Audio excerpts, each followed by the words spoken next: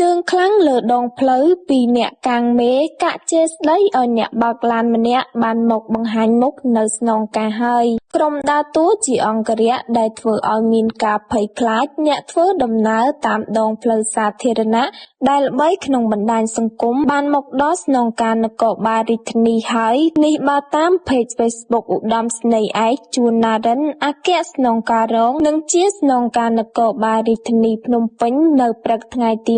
26 ខែវិច្ឆិកានេះឧត្តមស្នេហ៍ឯកជួនណារិនដែលចាត់វិធានការបានលឿនរហ័សដាក់បញ្ជាឲ្យជំនាញកោះហៅសួរនាំក្រុមអង្គរៈដែលបានបើកម៉ូតូកាក់ជេរស្ដីឲ្យអ្នកបើកឡានម្នាក់ដែលបើកនៅពីក្រោយមេរបស់ពួកគេទង្វើតាមដងផ្លូវសាធារណៈនេះបានធ្វើឲ្យសាធារណជនមិនអាចទទួលយកបានឡើយឧត្តមស្នេហ៍ឯកជួនណារិនបានគូសបញ្ជាក់បន្ថែមថាបើនៅតែមានបែបនេះទៀតសូមបញ្ឈប់ជាបន្ទាន់ខ្ញុំមិនអនុញ្ញាតឲ្យមានបែបនេះក្នុងសង្គមដែលប្រជាជនយើងស្អប់ខ្ពើមនោះទៀតទេ